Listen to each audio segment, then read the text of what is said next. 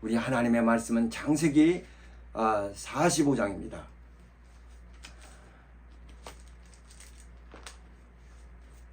창세기 45장 1절로부터 8절입니다. 창세기 45장 1절로부터 8절입니다. 구약성경 71쪽 창세기 45장 1절로부터 8절 다 같이 우리 합독하시겠습니다. 시작.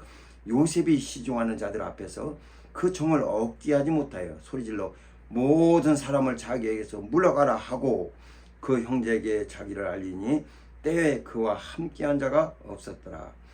요셉이 방송되고 가니 애굽 사람들에게 들리며 바로의 궁중에 들리더라. 요셉이 그 형들에게 이르되 나는 요셉이라. 내 아버지께서 아직 살아계시니까. 형들이 그 앞에서 놀라서 능히 대답하지 못하는지라. 요셉이 형들에게 이르되 내게로 가까이 오소서. 그들이 가까이 가니 가로되 나는 당신들이 아우 요셉이니 당신들이 애굽의 판자라. 당신들이 나를 이곳에 팔았으므로 근심하지 마소서. 한탄하지 마소서. 하나님의 생명을 구원하시려고 나를 당신들 앞서 보내셨나이다. 이 땅에 2년 동안 흉년이 들었으나 아직 5년은 기경도 못하고 추수도 못할지라. 하나님이 큰 구원으로 당신들의 생명을 보존하고 당신들의 후손을 세상에 두시려고 나를 당신들 앞서 보내셨나니 그런즉 나를 이리로 보내신 자는 당신들이 아니요 하나님이시라. 하나님이 나로 바로의 아비를 삼으시며 그 온 집에 주를 삼으시며 애굽 온 땅에 지리자로 삼으셨나이다. 아멘.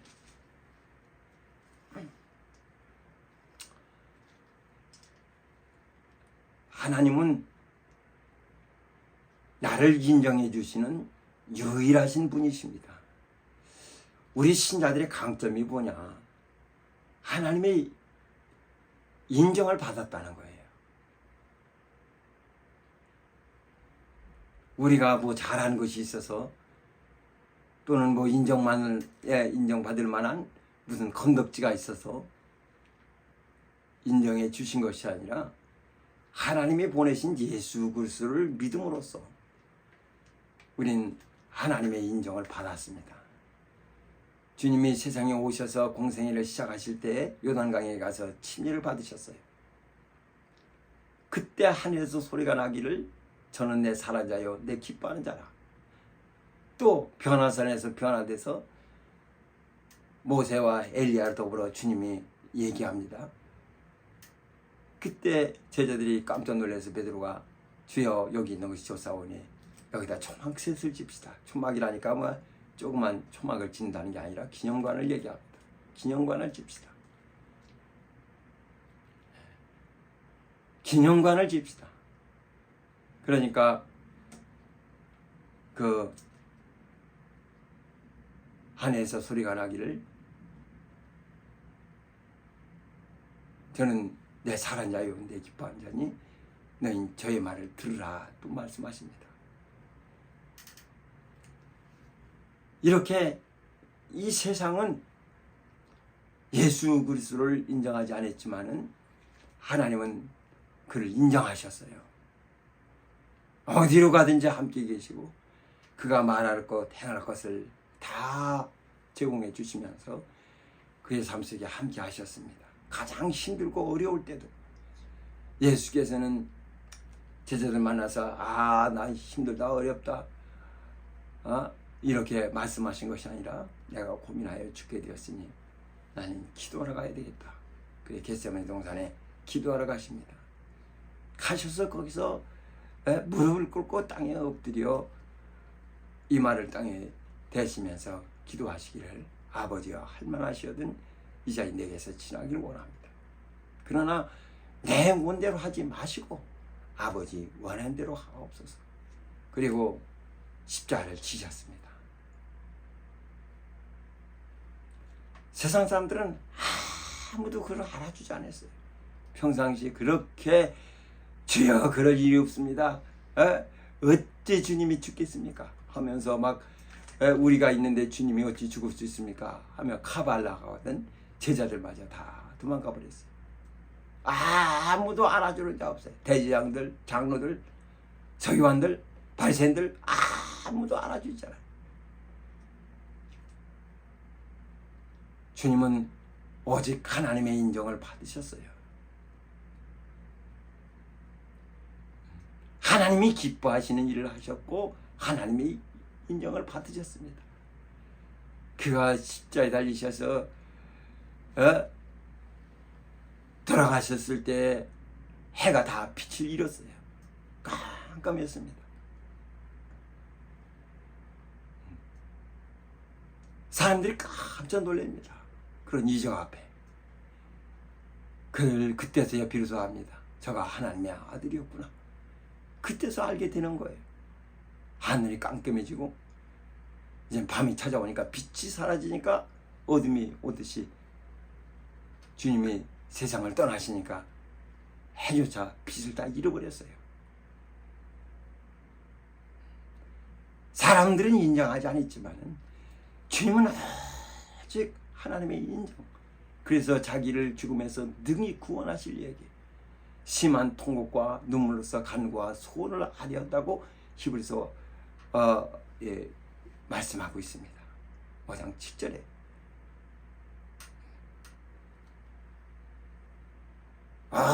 오직 자기를 구원하실 얘기, 하나님 앞에 그는 그렇게 사셨어요. 이 성경 보면 이 하박국 선지자가 이스라엘을 가만히 쳐다봅니다. 총체적인 난국이에요. 무화과 소출이 없어요. 포도나무 열매가 없어요. 뭐 먹고 삽니까? 밭에 식물이 자라질 않아요. 이것도 안 되고 저것도 안 되고 저것도 안 되고. 우리의 양이 없어요. 우리도 텅 비었어요. 외양간에 소도 없어요. 이런 총체적인 난국이 어디 있습니까? 아무것도 안 되는 거예요. 무화과도 안 되고 포도도 안 되고 밭에 심은 식물도 안 되고 우리는 전하는데 양도 없고 외양간에 소도 없고 다 총체적인 난국이에요. 그때 우리는 뭘 해야 됩니까? 하박국 선지자는 얘기합니다.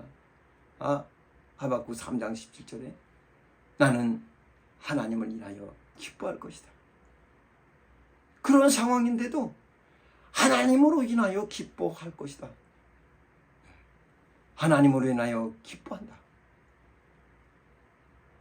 도대체 하나님이 누구시길래 그렇게 인생살이에 철저히 소출도 안 나오고 그 다음에 포도나무도 안 되고 무화과도 안 되고 식물도 아무것도 안 나오고 양도 없고 소도 없는데 어떻게 하나님을 인해서 기뻐할 수 있겠습니까?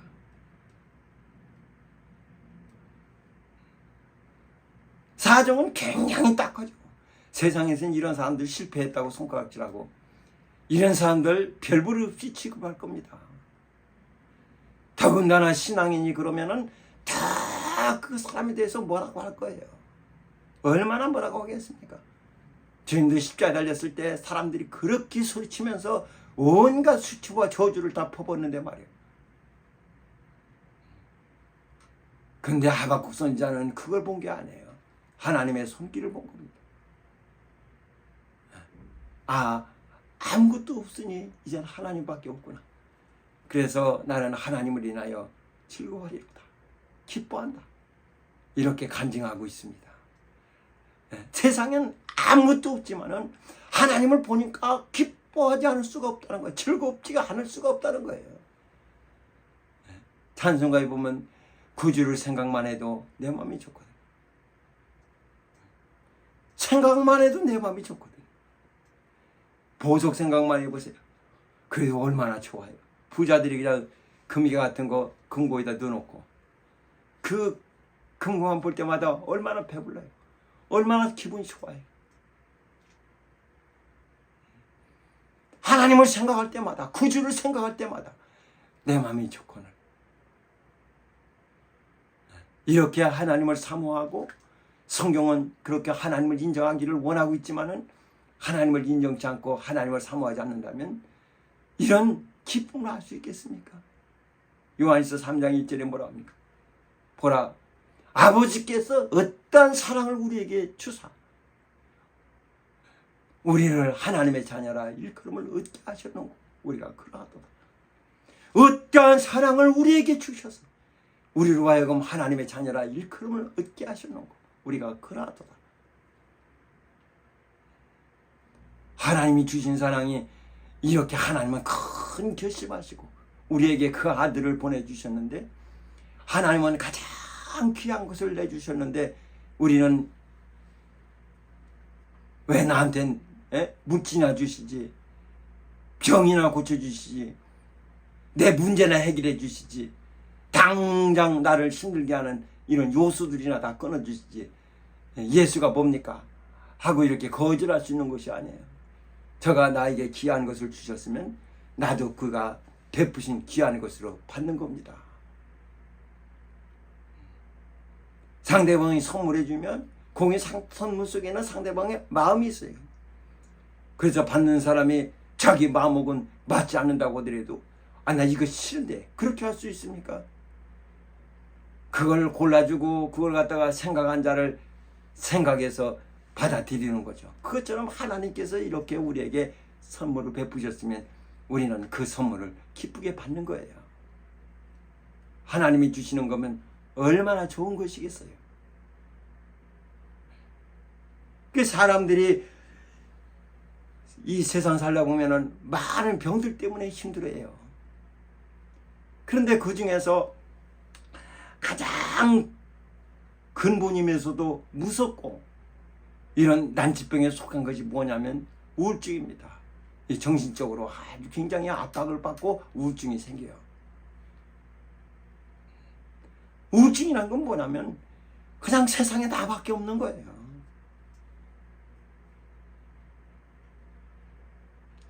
나를 알아주는 이가 아무도 없는 거예요. 나밖에. 그러니 자기 마음을 어디다 토로할 수도 없고 토로한다고 해서 시원한 것도 아니고 또 저 사람 만나서 얘기할 수 없고 자기 혼자만 끙끙 앓고 자기 혼자만 힘들어하고 자기 혼자만 어려워하는 거예요. 그러니까 세상에 자기밖에 없으니까 얼마나 초라하고 얼마나 힘들고 얼마나 어렵습니까? 그러니까 이걸 극복할 수가 없는 거예요. 점점점 침울에 빠지고 말을 하지 않습니다. 말해봤자 소용없으니까 말을 하지 않아요. 애를 좀 무으면은 입을 깍 다물입니다. 야 말해. 말해야 뭐 속상한지 아닌지 알 수 있는데 말을 하지 않아요. 입을 깍 다물어요. 이젠 더 대화하려고 하지도 않습니다. 점점점 침울에 빠져요. 그러니까 이런 우울증은 어떻게 할 수 없는 거예요. 자기가 죽든지 아니면 남을 죽이든지 거기에까지 이렇게 되는 거죠. 그게 얼마나 무섭습니까? 해결도 안 돼요. 왜? 아유 이 세상엔 나밖에 없구나. 내가 살아서 뭐해? 이렇게 살아서 뭐해? 점점점 자기 자신을 자기가 비관합니다.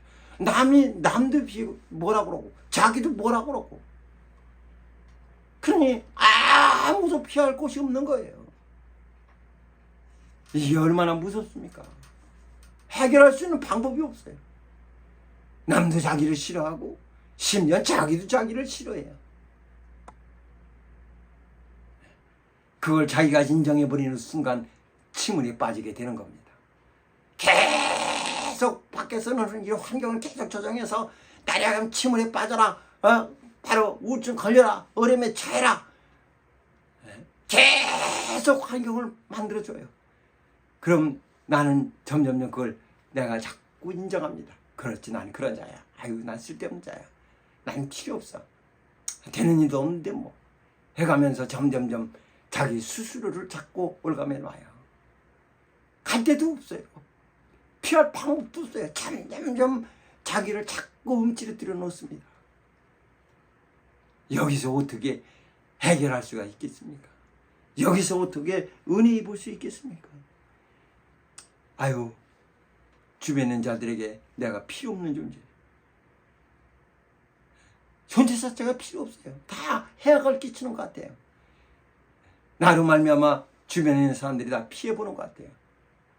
그러니 점점점 침울에 빠져가지고 자기 스스로가 그렇게 인정하는 순간 이젠 우울증 속으로 깊숙이 숨어버립니다. 아무도 인정해주지 않고 이젠 자기 스스로도 자기를 인정하지 않아요. 이걸 어떻게 해결할 수 있겠습니까? 사랑하는 여러분, 심리학자들은 얘기하기를 사람이 자기를 알려면 자기 자신이 자기를 알아준다고 해서 아는 것이 아니라는 거예요. 어떤 사람은 아주 자기에 대해서 자기가 자기를 잘 알아요. 난 말이야, 내가 말이야, 난 아주 밝아, 난 아주 뚝 부러져, 난 아주 잘해. 자기가 자기를 자꾸 잘 안다고 자기를 인정해요. 자기가 남들이 어떻게 생각하든 말든 자기 스스로가 자기를 똑똑하다고 자기를 인정합니다. 이렇게 사람은 자기가 자기를 인정한다고 해서 평가되는 것이 아니라 남이 자기를 알아줄 때 평가가 된다는 거예요. 그러니까 자기가 자기를 인정하는 것은 아무 소용이 없어요. 자기가 잘났다고 인정하든지 아니면 내가 살아도 뭐해, 난 아무것도 할 수 없는데 뭐, 내 존재가 이거밖에 안 되는데 뭐.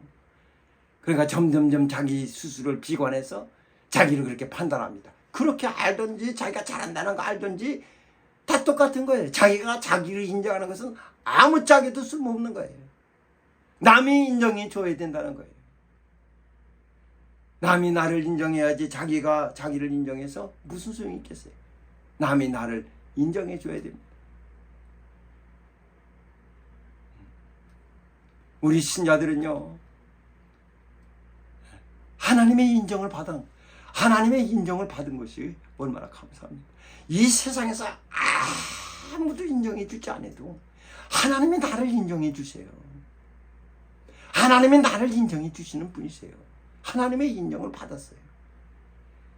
사도 바울은 창세전부터 하나님이 나를 예비하셨다라고 이렇게 고백합니다. 이게 신기하잖아요. 사람들은 기껏 생각하는 게, 아니 내가 왜 태어났을까?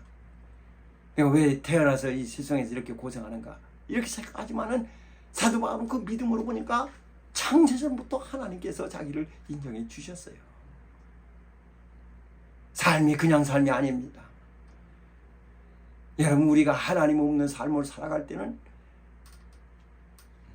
세상이 힘들면 힘드는 대로, 기쁨이 오면 기쁨이 오는 대로, 밀물과 썰물이듯이 그냥 밀면 밀리고 들어오면 들어오고, 세상이 환경 따라 바람이 부는 대로 거기에 맞춰서 이리 쏠리고 저리 쏠리고 하면서 살아왔습니다. 그러나 우리가 하나님의 은혜를 입었습니다. 하나님의 은혜 입은 자 다음부터는 우리의 마음도, 우리의 생각도, 우리의 삶도 다 하나님 앞에 고정된 거예요. 하나님이 나를 인정해 주신 것이 얼마나 감사합니까? 누가 보면 15장에 보면은 탕자가 나오는데, 이 탕자가 아버지 유산을 당연히 받아야 되는데 큰 아들이 있고 자기는 둘째니까 유산도 별로 받을 수 없을 것 같아요. 그래서 아버지 돌아가시고 난 다음에 받아봤자 뭐예요?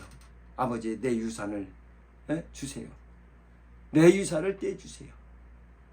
자기가 가진 아버지로부터 받을 유산을 미리 상속받아가지고, 그래서 그걸 돈을 가지고서 이제는 타국으로 떠나갑니다. 허랑방탕하며 바람 부는 대로, 또 발길이 머무는 대로 먹고 싶은 거 먹고 하고 싶은 거 하고, 그러고 정처 없이 살아가는 거예요. 자기가 생각할 때는 아버지가 장난만 인정하고 자기는 인정하지 않을 것 같거든요. 그러니까 그 집안에 있어봤자 자기 복은 없는 것 같아요. 떠나갑니다. 허랑방탕하면서 떠나갑니다.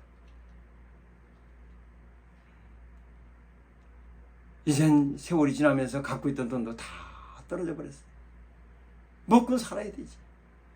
그래서 이 집 저 집 다니면서 얻어먹다가 이제 그것도 못하니까 돼지 우리에서 돼지가 먹는 밥을 던져주면 그걸 함께 먹게 되어 있습니다. 돼지가 먹는 지엽 열매 그걸 먹는 거예요. 그걸 우기적우기적 씹어가면서 생각합니다. 내 아버지 집엔 품꾼들도 풍족한데 거기서 생각나는 거예요. 아버지 집엔 품꾼들도 풍족한데 내가 차라리 아버지 집에 가서 종살이 하는 게 낫겠다. 난 종살이 해야 되겠다. 자기가 생각할 땐 아들은 턱도 없고 자기가 자기를 볼 때 자기가 자기를 인정할 때 그냥 종으로 받아들이면 땡큐예요. 고마워요. 난 종으로 해도 살아야 되겠다. 그거 하면 음식이라도 잘 먹지 않느냐. 아들로 인정 못 받아도 난 종으로 해도 살아야 되겠다. 그래서 일어나서 더 열심히 아버지 집을 향해서 달려갑니다. 성경에 보면 허랑방탕했다고 그랬어요. 그가 자꾸 탁월하면서 허랑방탕했다고 그랬어요. 그 아버지가 그걸 어떻게 알 수 있어요? 아들의 사정을 어떻게 알 수 있습니까? 집 나갔는데. 옛날 같으면 이 집을 떠나면은 그때부터 자기 눈에 안 보이면 더 이상 감시를 할 수가 없어요. 오늘날엔 CCTV가 있으니까 여기저기 그냥 다 다니는 곳마다 추적할 수도 있어요. 어디로 갔는지 경찰서 문의해서 추적할 수도 있어요. 아니 작은 아들 몸에다 GPS도 달지 않는데 그가 허랑방탕하며 그 생활에 힘들게 된 걸 아버지가 어떻게 알고 있습니까? 근데 성경은 그 쭉쭉쭉 얘기하고 있거든요. 그러니까 아무래도 아버지가 집 나간 자식 종을 하나 보내서 잘 감시했는 것 같아요. 아들이 어떻게 사는지. 그러고서 아들이 돌아오기만을 문 앞에서 기다리고 있습니다. 상거가 아직 먼데 이제는 아버지가 나와 있어요. 아들이 오고 있습니다. 달려가서 자기 아들을 안았어요.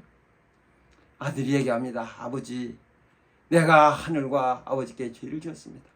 이제부터는 나는 아버지의 아들이라 감당치 못하겠으니 나는 종으로라도 써주소서.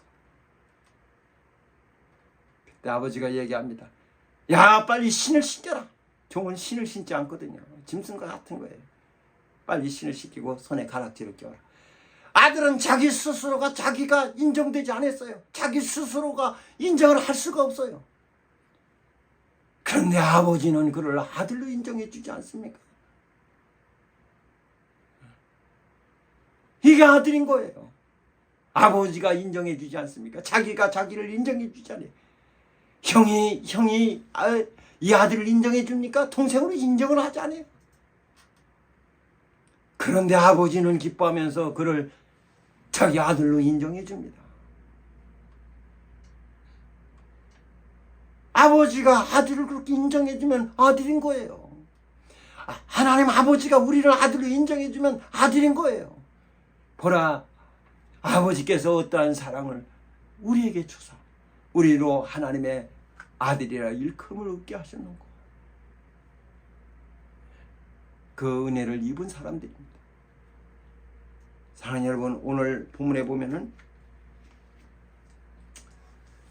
요셉은 17살 때 형제들에게 어려움당해서 구덩이에 던져졌다가 마침내 애굽에 팔리게 됩니다. 가서 보디벨 가정에서 일을 하다가 이제 거기서 또 누명 쓰고 또 감옥에 가가지고 생활하다가 애굽의 총리가 됐어요. 그러니까 이게 막 한 30달쯤 총리가 됐으니까 한 13년간 고생을 합니다. 한 일마다 안 되고 잘하려고 해도 또 다시 누명 쓰고 계속 어려움 겪을 수밖에 없어요. 그럴 때마다 형들이 얼마나 미웠겠어요. 왜 내 팔찌를 이렇게 만들었는지, 왜 나를 파놨는지. 아니 형이란 작자들이 말이야 나를 좀 더 사랑해 줄 수 없어? 내가 그렇게 어린데 아버지 사랑받는 게 그렇게 싫었던가? 세월이 지나면서 점점점 머리가 커가면서 별 생각이 다 났을 거예요. 얼마나 힘들었겠어요. 얼마나 어려웠겠어요. 그 아버지 집에서 풍족하게 살다가 자기가 팔려가가지고 그 다음부터 파란만장하게 겪은 이런 일들은 자기 일생에 잊고 싶어하는 일들일 겁니다. 얼마나 어려웠겠어요. 오늘 본문은 마침내 그가 애굽의 총리에 돼서 자기를 애굽에 팔아버린 형들을 만나게 됩니다. 원수를 만났어요. 드디어 자기는 힘도 있고 능력도 있고 이 형들을 죽일 수도 있어요. 목숨을 좌지우지할 수 있는 능력을 갖고 있어요. 얼마든지 갚을 수 있어요. 다 형들을 다 내쫓아라. 내쫓을 수도 있어요. 다 죽여버리라. 죽일 수도 있어요. 자기에게는 그런 힘, 그런 능력이 있습니다. 형들을 만나고 나서 얼마나 크게 울었던지 자기 함께 온 시종들 다 물러가라. 물러가라고 한 다음에 얼마나 크게 울었는지 아주 엉엉 울었겠죠. 자기가 팔려가지고 정말 그 어려움 당하는 그 어려움을 어떻게 알 수 있어요? 얼마나 힘들었겠어요. 엉엉웁니다. 얼마나 힘들었는지. 그래서 여기 45장 2절에 보면은 요셉이 방송대관이 애굽 사람에게 들리며 바로의 궁중에 들리더라.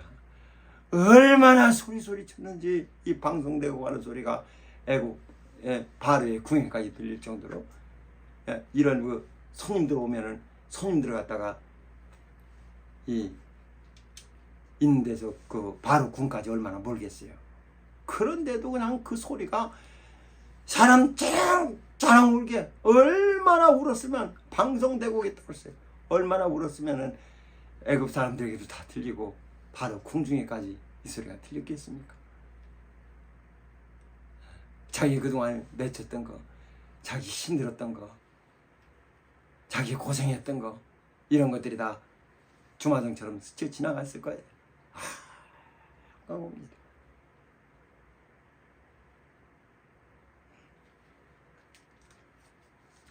그리고 여기 요셉이 그 형들에게 이르되 나는 요셉이라 내 아버지께서 아직 살아계시나이까. 형들이 그 앞에서 놀라서 등이 대답하지 못하는지라. 형들이 얼마나 놀랐겠어요. 자기들이 죽으라고 눈에 보이지 않게 팔아넘겼는데 갑자기 자기들 앞에 있는 권세자가 요셉이라니까 얼마나 놀랐겠어요. 말도 못해요. 대답할 수도 없어요. 깜짝 놀랍니다. 오랫동안 자기들 마음속에 있던 이 무거운 짐이 이젠 들통나 버렸습니다. 아버지한테는 아버지 짐승이 잡아가서 여기 옷 피 묻은 거 봐 했지만은 자기들은 알고 있거든요. 자기들이 생각할 때도 요셉의 삶은 뻔했어요. 50장에 보면 아버지가 죽습니다. 죽고 나서 장례치라고 형들이 요셉을 찾아와요. 찾아와가지고 얘기합니다. 아버지 죽으니까 막 형들이 생각하는 거예요. 야, 이제 아버지가 죽었으니 우리는 새 목숨이다. 우린 죽을 목숨이다. 어떻게 이 상황을 우리가 해결해야 되냐. 왜 자기들이 끼를 냈어요. 그래서 요셉을 찾아가서 얘기합니다. 아버지가 돌아가시기 전에 형들이 잘못한 거 다 잊어버리라고 했어. 형들을 다 용서라고 했어. 그랬더니 거기서 또 요셉이 웁니다. 또 울어요.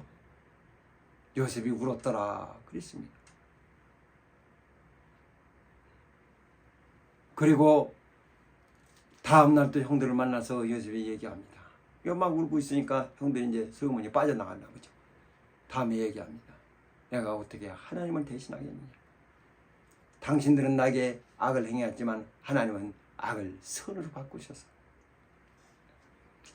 오늘 나에게 이런 은혜를 베풀어 주셨다 하면서 내가 어떻게 하나님을 대신하겠느냐. 당신들뿐만 아니라 당신의 자손들을 내가 잘 기르겠습니다. 걱정하지 마시라고. 나를 판 것 같고 그거 걱정하지 말라고. 내가 다 기르겠습니다. 요셉은 그 형들이 자기를 판 거, 그 되어진 일들을 쭉 보니까 이게 형들이 판 거지만은 한편으로 하나님의 손길이 항상 자기하고 함께 있었다는 것을 더 알게 된 거예요. 그 손에서 건져서 나를 붙드시고 아무도 가족들이 자기를 알아주지 않을 때 하나님의 자기를 붙들어 주셔서 역사했다는 것을 알게 된 거예요. 하나님 나를 인정해 주셨구나. 형들이 인정하지 않아도 하나님은 여전히 인정해 주셨어요. 사랑하는 여러분, 하나님은 나를 인정하시는 유일하신 분이십니다. 여러분은 지금 그 사랑을 받고 있는 사람들이에요. 내가 뭐 잘나서 뭘 잘해서 아니면 뭐 하나님의 인정받을 만한 일을 해서 사람들은 하나님 앞에 인정받으려고 막 신학교 같은데 준비나 쓰신다니까 막 자기가 준비해가지고 열심히 노력해서 자기를 만들어가려고 몸부림칩니다. 준비 잘하면 하나님이 쓰십니까? 준비 안 되면 뭐 하나님이 못 쓰십니까? 사람이 하는 일과는 아무 상관없어요. 하나님은 자기가 하고 싶은 일을 하시는 분이세요. 우리는 하나님이 우리를 인정해 주셨어요. 여러분 살다 보면 사람들이 나를 인정해 주지 않아요. 나도 나를 인정할 수도 없어요. 그런데도 하나님은 나를 인정해 주십니다. 신앙이라는 건 이렇게 나를 인정해 주시는 하나님의 인정을 신하는 거예요. 그게 신앙이에요. 세상 사람들이 다 나를 버려도 하나님은 나를 버리지 않아요.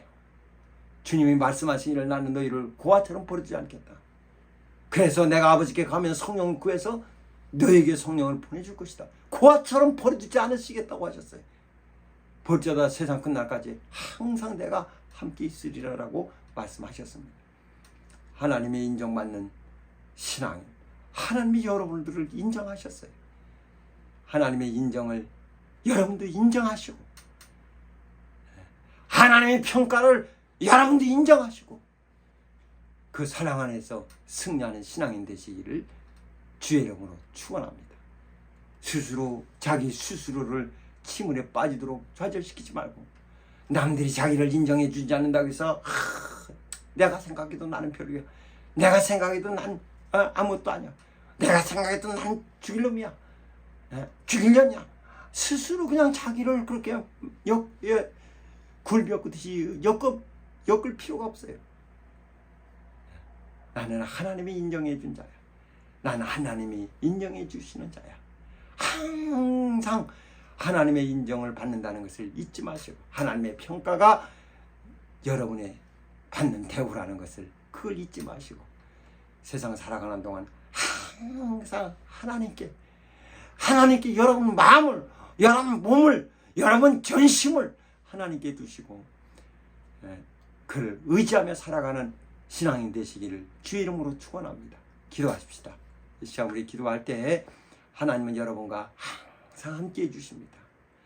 사랑하는 여러분, 하나님이 나를 인정해 주실 때 그때가 우리 신앙의 정점이라는 것을 잊지 마시고 내가 어려워도 인정해 주시고 잘 때도 인정해 주세요. 또 내가 힘들어도 인정해 주시고 기뻐할 때도 인정해 주세요.